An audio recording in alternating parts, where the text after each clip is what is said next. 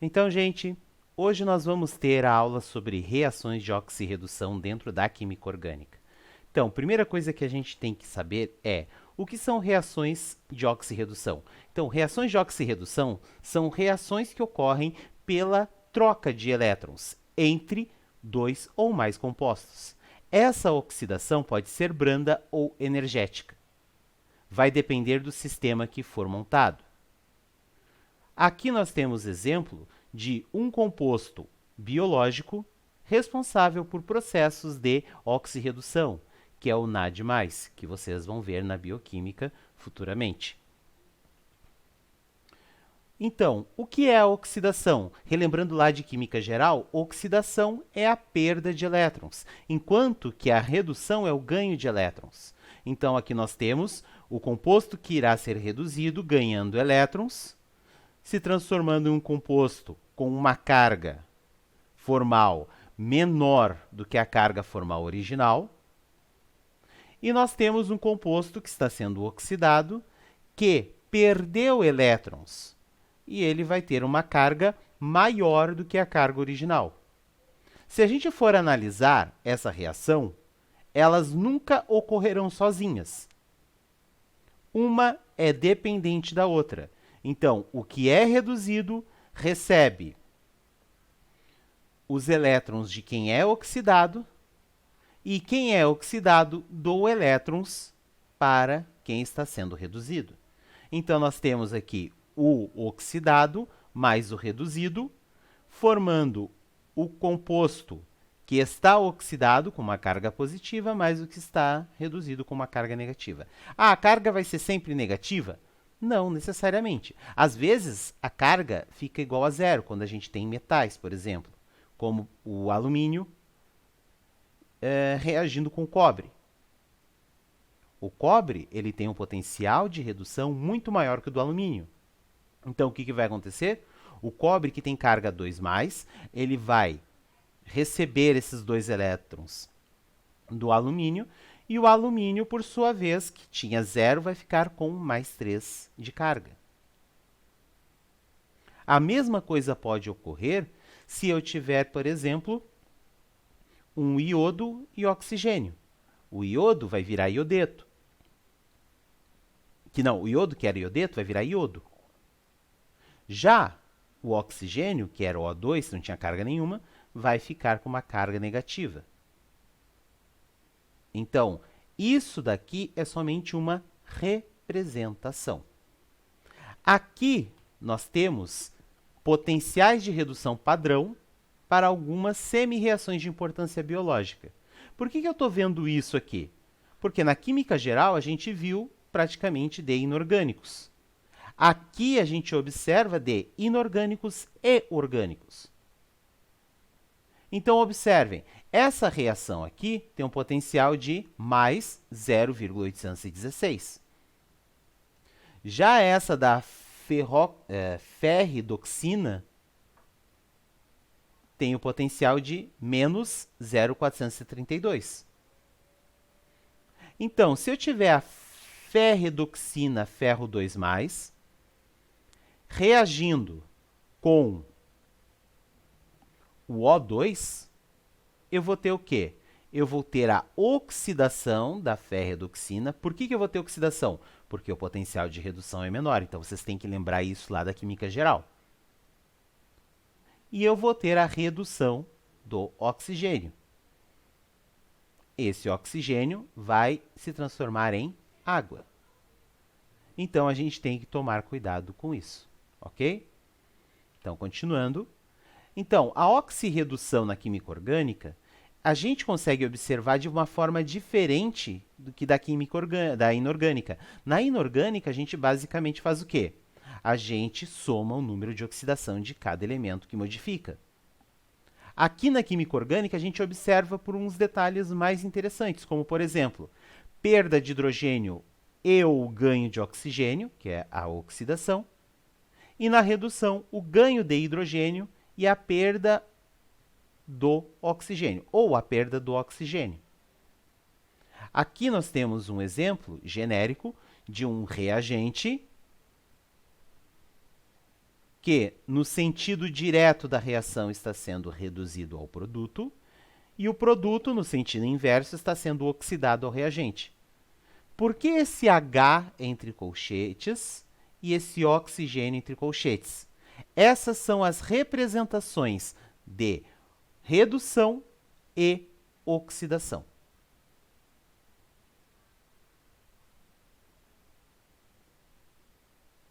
Certo? Então, o que eu ganho na redução? Hidrogênio. Então, é representado por H num colchete. O que eu ganho na oxidação? Oxigênio. Então, a oxidação é representada por um oxigênio entre colchetes. Dentro da química orgânica, nós temos um termo chamado nível de oxidação. O que vem a ser esse nível de oxidação? Nível de oxidação é o quão oxidado está o meu composto. Se o meu composto ele estiver muito oxidado, ele vai ter um nível de oxidação maior. Se ele estiver menos oxidado, ele vai ter um nível de oxidação menor. Então, a gente vai analisar agora essa tabela aqui, e essa tabela vai nos dizer o quanto está o composto oxidado ou não. Mas tenham em mente uma coisa, os hidrocarbonetos saturados apresentam o menor nível de oxidação entre todos os compostos orgânicos. Então, os alcanos ou hidrocarbonetos somente com carbonos saturados sempre vão ser os menos oxidados. O que a gente observa aqui? Então, aqui a gente vai ter o menor nível de oxidação.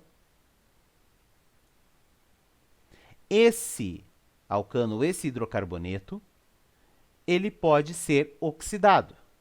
Oxidado a quê? Ou a um álcool, ou a um éter, ou uma amina, ou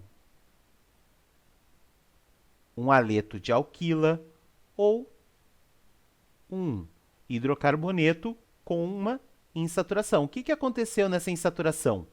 Essa insaturação representa perda de hidrogênio. Como a gente viu anteriormente, perda de hidrogênio é oxidação. Logo, um alqueno ele é mais oxidado do que um alcano. O segundo nível de oxidação que a gente tem é esse aqui, onde um álcool vai a aldeído ou uma cetona ou a um acetal.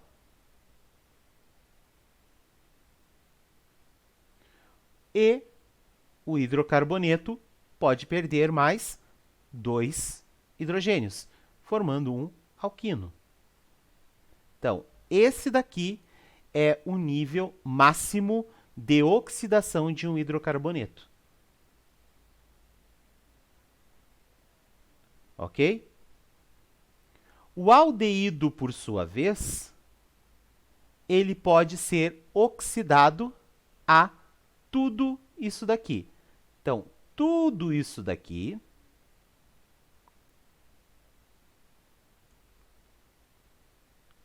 é um produto de oxidação de um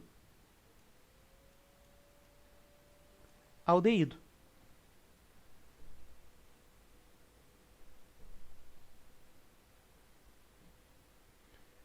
E esse aqui é o nível máximo de oxidação que um composto orgânico pode ter, que é o dióxido de carbono ou gás carbônico.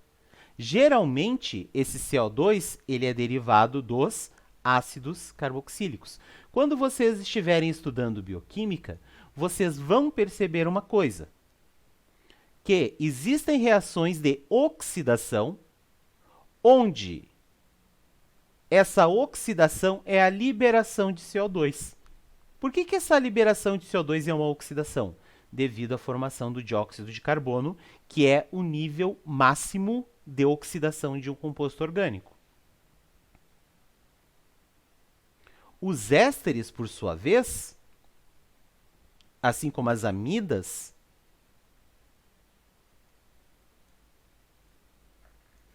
eles podem formar dietilcarbonato, que é o máximo de oxidação. Já os acilclorais, ou cloretos de acila, eles podem ser oxidados ao CFC, que é o clorofluorcarboneto, que é essa estrutura aqui. Outra coisa que a gente tem que saber é que as aminas, elas têm como último estágio de oxidação as nitrilas.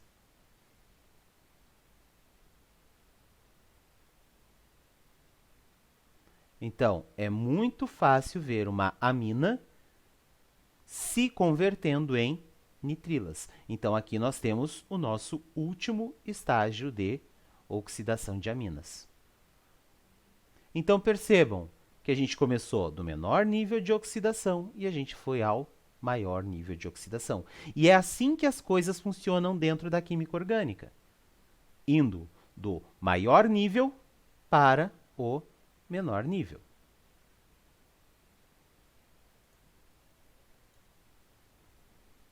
Continuando, nós temos comumente dentro do nosso corpo processos de oxidação de alcoóis ou álcoois. Nós temos aqui que um álcool primário, ele sempre que for oxidado, ele vai ser oxidado a aldeído e posteriormente a ácido carboxílico, como nós podemos ver nessa imagem. Nós temos um álcool primário, porque hidroxila ligado ao carbono primário, sendo oxidado a um aldeído, que por sua vez oxidado a ácido carboxílico. Então, esse aqui, por exemplo, é o processo do etanol quando ele é ingerido pelo ser humano. E nós também temos um álcool secundário. O álcool secundário, ele se converte a acetona, como essa reação aqui demonstra. E o álcool terciário? O álcool terciário, ele não pode ser oxidado. Por quê? Porque esse tipo de oxidação ocorre pela formação de ligação dupla. E no momento que eu fizer no álcool terciário a formação de uma ligação dupla, o carbono vai fazer 5 ligações. E como o carbono vai fazer 5 ligações, esse carbono é instável. Logo, ele não vai funcionar direito. Logo, carbono terciário não sofre oxidação.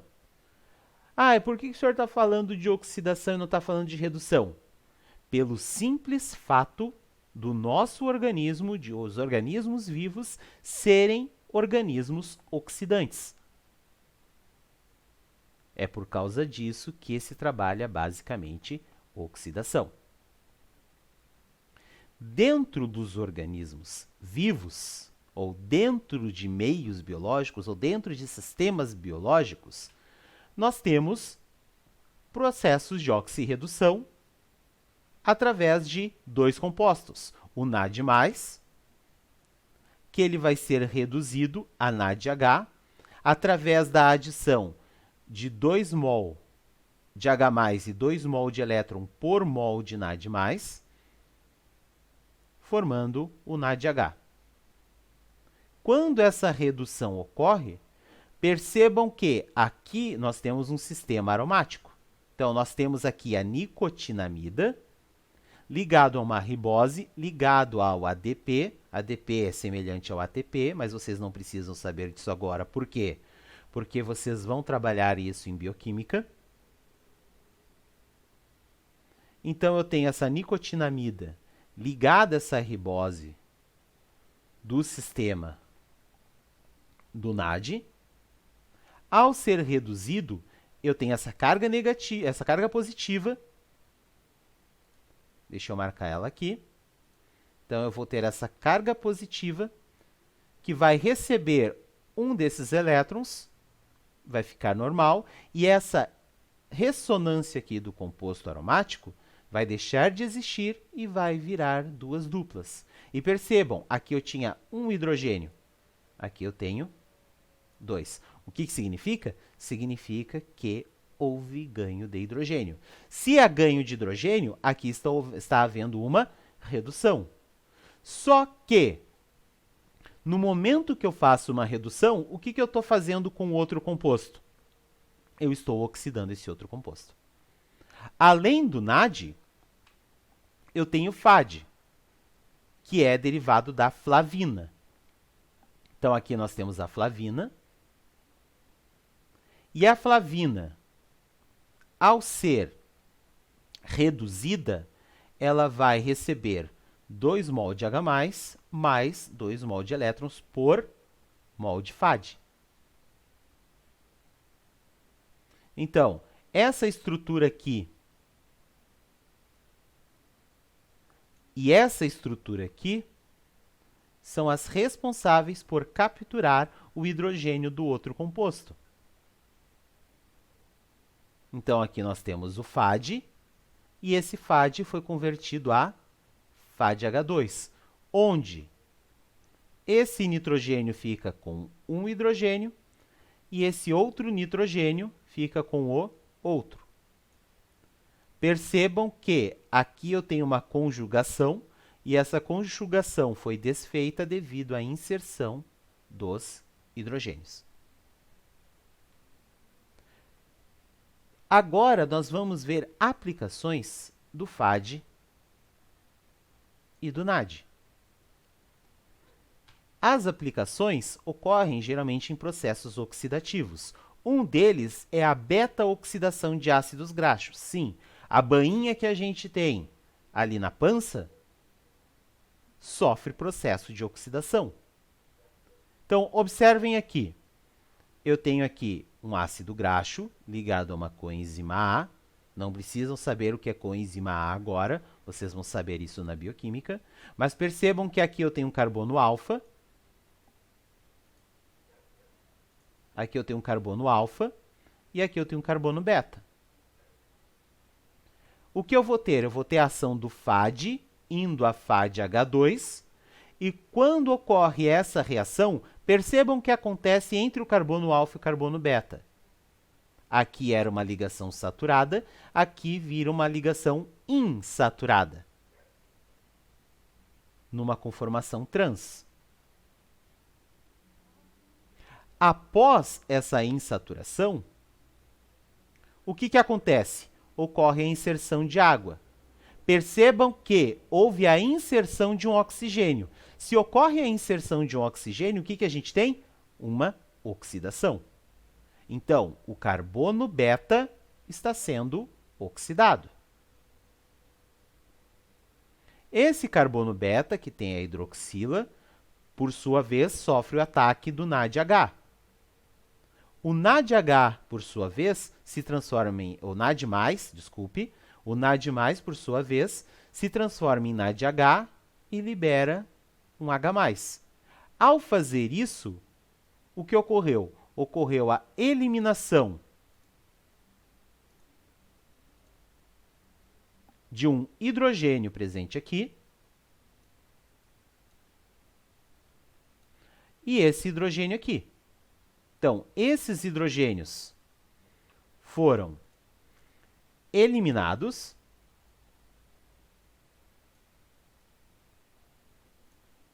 E aqui houve a formação de uma insaturação.